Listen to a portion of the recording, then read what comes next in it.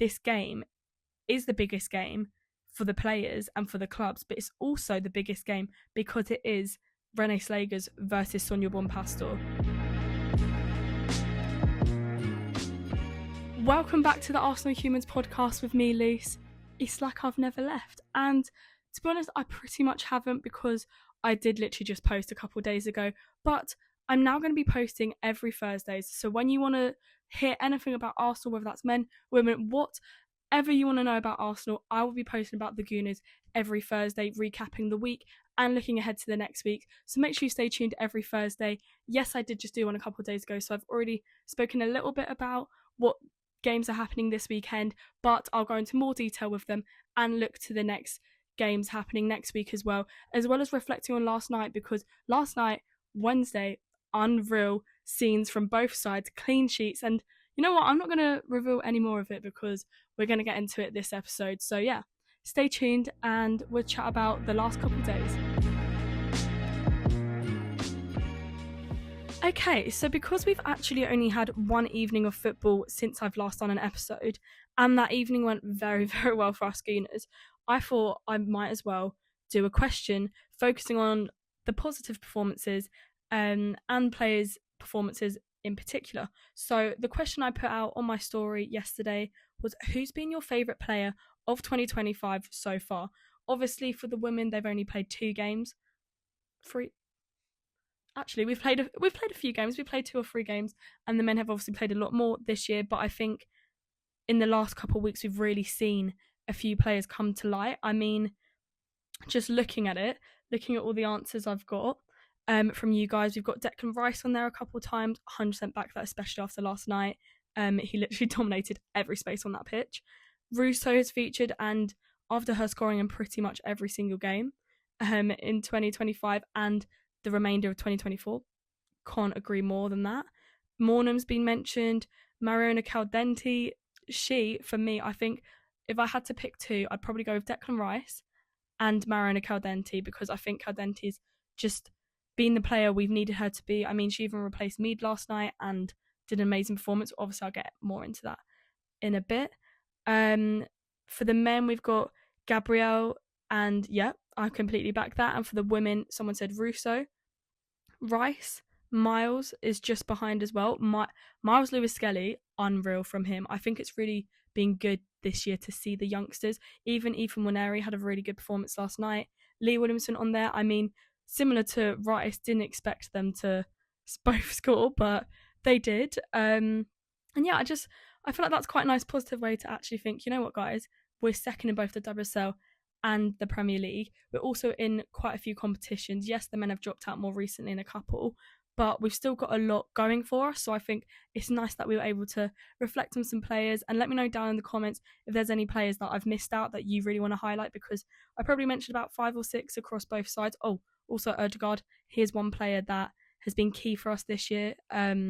I say this year as if it's been a whole year, it's literally been a few weeks, but I feel like he's always crucial for us. So yeah, if there's anyone else you can think of, let me know down in the comments, because I feel like we need to share more positivity around Arsenal, especially when we're performing how we did last night. And before I talk anymore, let's get into last night's games.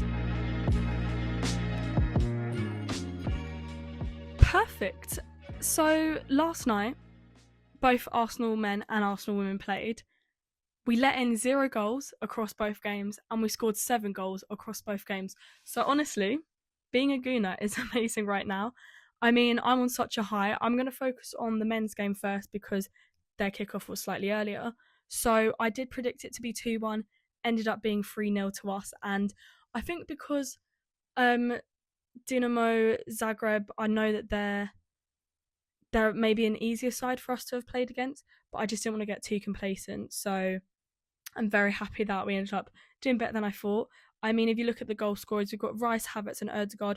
Rice scored literally in like the second minute. It was such a lovely run by Martinelli, who did a little tap into Havertz, who I feel like Havertz was losing his balance, so he sort of kicked it back towards Rice, and then Rice literally laced it straight through, struck the ball, found the net, and I think that sort of set the tone for the game, especially Rice's game. I think Rice was one of the best players on the pitch. A player as well that's going to be mentioned a lot when I'm describing these goals is Martinelli. I mean, for the second goal, Havertz scored it, but it was pretty much all thanks to Martinelli running down the wing, crossing it in, and then Havertz just doing what he had to do. I mean, if he missed that, reactions would have been pretty crazy. So it's good that he got that in.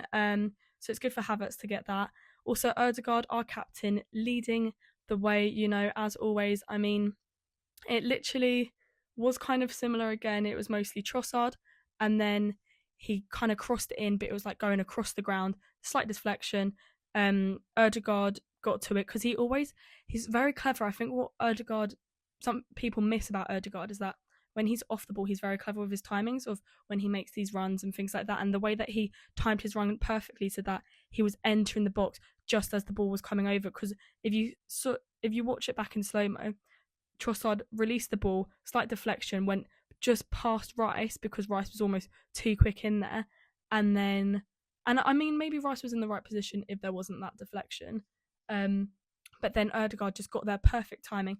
And that pretty much sealed that 3-0 win because it was round, what was it? Basically the 90th minute. Overall, I'm very impressed, very proud of the boys for doing that. I feel like it's sort of put more fuel and more momentum for us. I mean, we're pretty much, I don't want to jinx it, but we are pretty much guaranteed to get through to the round of 16. I mean, the format of this competition now has been a little bit confusing, to say the least, because it's now, instead of like you're in your groups, it's basically now like one big league table. And right now we're sitting third. We're currently behind Liverpool and Barcelona, and both Liverpool and Barcelona have secured their places in the round of 16. And we've basically got to lose the last game of this round, or we've got to lose, and we've got to have like so many other random teams losing as well to basically mean that we don't get through. So we're pretty much through as long as we get that draw and everything else goes in our favour. So I'm feeling very good about the Champions League. I feel like this is a competition we can go far in as long as we're having performances like last night. I think last night's performance was just so good. Like Rice literally dominating every space. I mean, I feel like he could have probably got a hat-trick the amount of times I saw him in that box. So I feel like it's just really good for us that as a team, we've got so many people there trying to have those chances and take those chances as well, which is really crucial, obviously. And even with Saka out, I think we showed that we are a good team. Like, we don't rely on just that one player. Don't get me wrong. Is it sustainable? I'm not 100% sure if we're going to be able to carry on this performance across loads of competitions, especially when we've got multiple games in a week. But for that game, just focusing purely on that game, I'm very impressed with them, and I'm excited for what we can do in the last game of this stage of the Champions League. Moving on to the women's game, we were away at Brighton last night, and I predicted it to be a 3-0 win to us. We won 4-0. I want to give that to me as my first official bang on score, but I can't because it's not bang on. So we'll get there. Maybe episode 13 or 14 in the next couple of weeks. We might get one bang on score prediction. But that was pretty close. I mean, there were a lot of goal scorers. I'm going to be real with you guys. I was with my friends, and then we turned on the TV around the hour mark, and I don't want to take full credit for anything, but there were no goals. It was 0-0 until, the 65th minute. So as soon as I turned it on, within a few minutes, we scored because Mornham scored, which basically was the keeper mistake. Caldenti pressed it, flicked it over to Mornham. Mornham got it in the back of the net. Then McCabe scored 3 minutes later from a Russo cross, and it was a cheeky little tap in by McCabe. Then we had Cooney cross scoring in the 70th minute, which I think is probably the goal of the game. Literally Caldenti is a common theme here, honestly. Baller. She was down the wing, kind of cut back, passed it backwards. Cooney cross just saw the top right corner, smashed it straight there. Kind of curved a bit. I mean, if you want to go watch that goal, it's on WSL, it's on Arsenal's Instagram. It's pretty much everywhere because that goal was insane. And then we, thought, why not? Let's get one more. Caldenti scored in the 83rd minute, and it was pretty much just from the edge of the box. Just the ball came to her. There was a lot of back and forth with the defence and the attackers in that box, and then it just came out to her, knocked it straight into, I'd say, pretty much top left, from quite a distance as well, lobbed the keeper. So yeah, I'm actually very happy with when I tuned into the game because it seems like there was nothing really happening for the first hour. I think Brighton did well to keep Arsenal out, but then the minute the floodgates were opened, oh my God, we just kept scoring and scoring and scoring. And yeah, to get 4 goals in pretty much 20 minutes, 15, 20 minutes, pretty mental. But I'm happy. I'm very, very happy with that. Um, and this win does mean that not only are we on a roll, we're on such a roll with Rene Slegers as our official manager, but it means that Arsenal are now joined by Chelsea, Man City, and West Ham in the semi final of the Subway Cup because this is the League Cup. I don't know if I actually mentioned that earlier, but yeah, the question now that I've got, because we've got Arsenal, Chelsea, City, and West Ham, it's good to see West Ham in there as well, though, because I feel like they're a team that you don't normally see progressing as far, and their season's been a bit mixed, so it's good to see other teams in there. But what I'm looking at is Arsenal will come up against City in the semi-final. Chelsea will go against West Ham. Could this be another Arsenal-Chelsea final in a League Cup?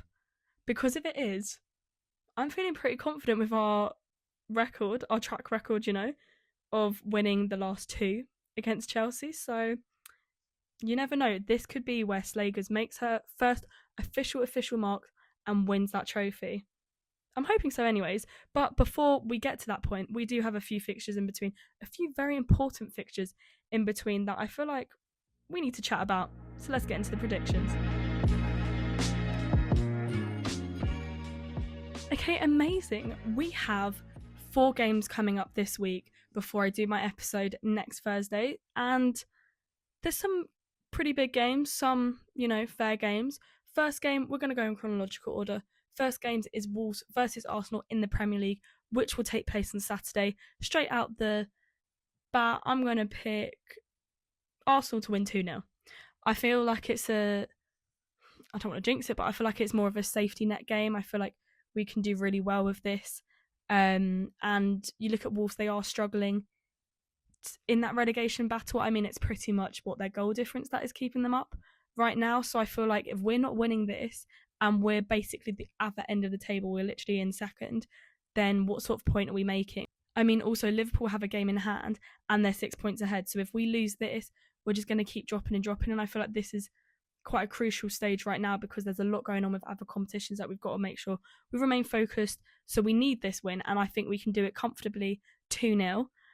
I do think, yes, Wolves have Cunha, who is in the media a lot right now because he's sort of looking for a move. I mean, United with obviously Amorim has been sort of the main lead that I'm sort of seeing. I don't know whether this move will happen soon or not. I mean, even Arsenal could be up there because we are looking for that striker. And when you look at his record of 10 goals and 4 assists this season, considering they are in a relegation battle, that is very impressive because, I mean, some of our players probably don't have that record and we have a lot more chances because of where we are in the table and because of our domination on the pitch. So I think it's even more impressive when you see players lower down in the ranks do well because it's like they're maybe having to create something out of pretty much nothing. So I think Cunha is definitely one to watch out for, but we're second in the league. Like I said, I'm expecting a 2-0 win or more. There's no excuses for us not to win that game, basically. Then moving on to Sunday, which is the game I'm definitely most nervous about this upcoming week. I touched upon it a little bit in the other episode, but it is Chelsea versus Arsenal at Stamford Bridge in the WSL. Yeah, it's happening on Sunday, 26th of January at 12:30pm. Make sure you watch it because this is the biggest game of the WSL to date. I mean, there's a lot riding on it. Both teams have come off the back of amazing wins. I mean, if you look, Arsenal enter it after winning 4-0 last night against Brighton in the Cup and then 5-0 against Palace at the weekend. Chelsea also enter after 2 5-star performances as they won 5-0 last night in the Cup against Durham and 5-0 in the league against West Ham last weekend. So both teams are entering feeling pretty good about themselves, feeling pretty confident. I mean, I'm going to go with a 2-2 draw because I'd love for it to be a win. But if you look at Chelsea, I mean, there's rumours, and maybe, you know what, whilst I'm posting this, or in the next couple of days at least, Germa will probably have signed for Chelsea. I mean, it's all in the media everywhere. It's pretty much happened, but we just need that Chelsea signing video or Chelsea signing post on Instagram to confirm that. But yeah, it's going to be a record-breaking deal, which is amazing for the women's game if I'm focusing as a neutral fan. But putting back my Arsenal bias, we might as well just give them the league now. I mean, it's pretty humbling. They are so far ahead anyways. And I do think a draw would be amazing this weekend, but a win would just be more more unrealistic, and I kind of am like, I do want to get a prediction right, but I don't think we'll lose, because I think we're in such good form. But I think ultimately it's interesting because this game is the biggest game for the players and for the clubs, but it's also the biggest game because it is Renee Slegers versus Sonia Bompastor, and that is a duo of management that we haven't actually seen yet. And I think right now they're the two best managers in English football, in the women's game anyways, at least. So, you know, we're going to have to see who comes out on top with that one.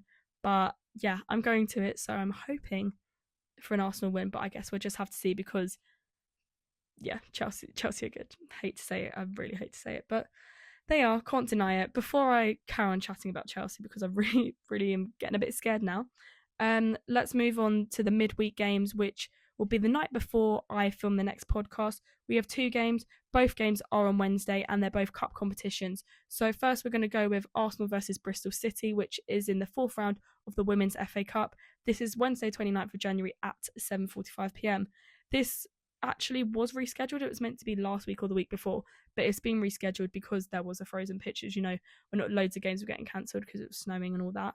And if we win this, we're through to the 5th round, which I think we deserve to be in that 5th round, and that will take place in February. A few teams that have already got through, but then there's also a few teams that have to reschedule it as well. So this week I think we'll pretty much know every team going through the 5th round. Don't quote me, but I'm pretty sure we will.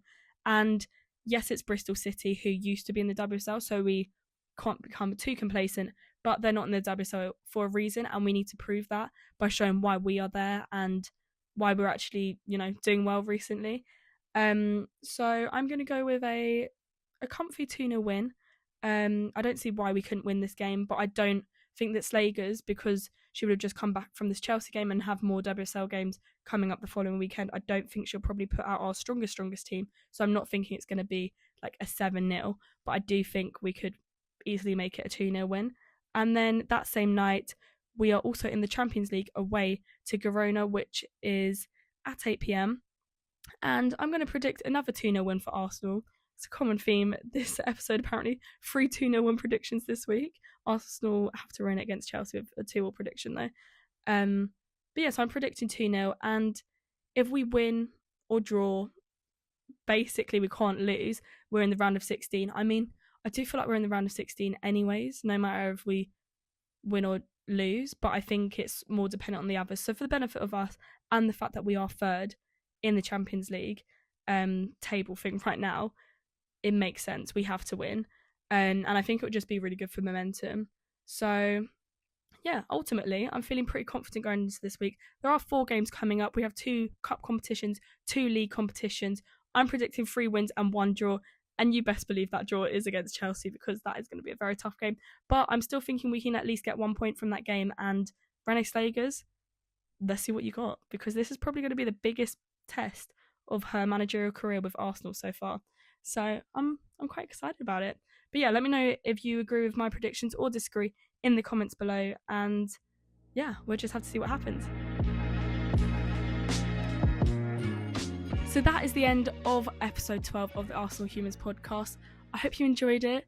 I quite liked it because obviously the games last night were really good to recap on. So I'm hoping you found that interesting. And also looking ahead to this week, which is pretty mixed. We've got obviously that one really big game, and the other ones we can't get complacent and we've got to get them points.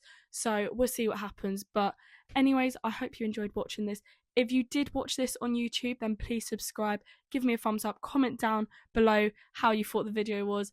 And if you are listening on Spotify, thank you so much. I appreciate that. I feel like it's quite a hard platform to grow following on, so I do appreciate that. But make sure you give me a follow on there, and also rate me 4, 5 stars, whatever you wanna rate this podcast. Please be nice. But yeah, I appreciate you guys for watching. So I'll be seeing you every Thursday from now on. See you then.